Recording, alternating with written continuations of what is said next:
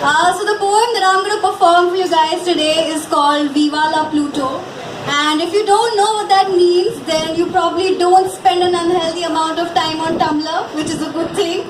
And so basically, Viva la Pluto is a call of protest against the revocation of Pluto's planetary status, which, by the way, is a highly controversial move because out of the 9,000 astronomers who are a part of the International Astronomical Union, only 424 astronomers voted for Pluto to not be a planet, and that's like 5% of the total astronomers in the world, you guys.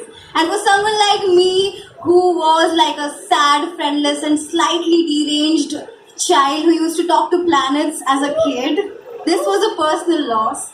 But because come on, we've all grown up learning of Pluto as the ninth planet of our solar system, and Pluto deserves better. Pluto is family, so this one's for Pluto. Viva la Pluto. In 1589, Galileo realized that gravity does not differentiate between a hammer and a feather, and if you drop them both from the same distance at once, they would both have reached the ground at the speed of 9.8 meter per second square if it weren't for the air.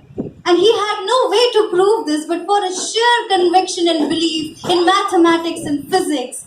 And several years later, in 1971, when Apollo 15 landed on the moon, David Scott tested this theory, and indeed, when dropped from the same height, a hammer and a feather reached the ground simultaneously. So I'm saying that in an ideal world, where the Earth's atmosphere did not interfere, a hammer and a feather would both hit the ground at once, when thrown from the same height together.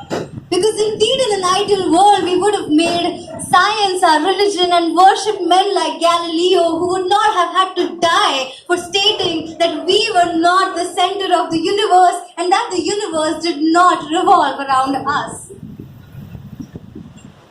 Which makes me realize that Galileo was right, not just about his theory of gravity, but also about the resistance in the atmosphere. Much like the resistance in us as a species, our refusal to believe in anything that's beyond our realm of possibilities and a reality which we cannot fathom. So instead, we live in a world where we hurt and kill each other in the name of imaginary people we call our gods, who, by the way, seem like total cowards trying to make us fight their wars, all in the name of my God is better than yours, and come on.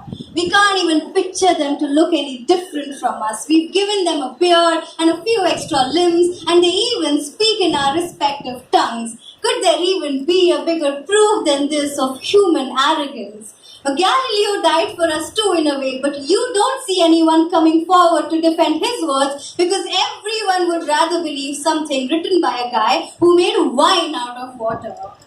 Wow.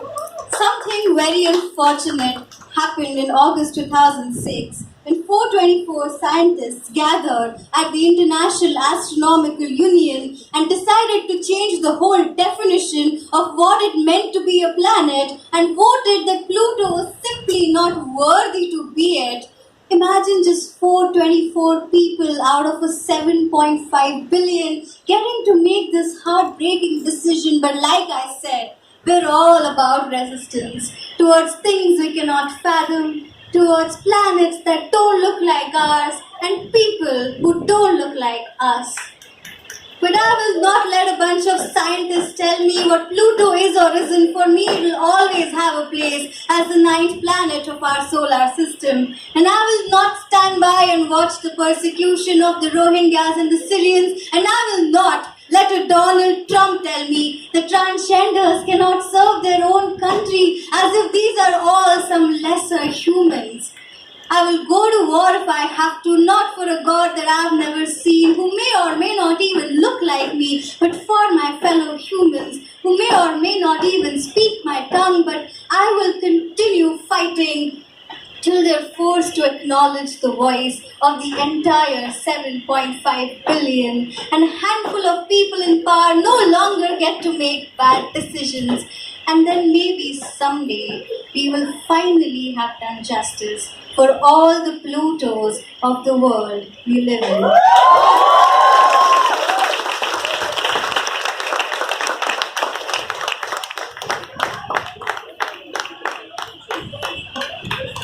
Wasn't that the best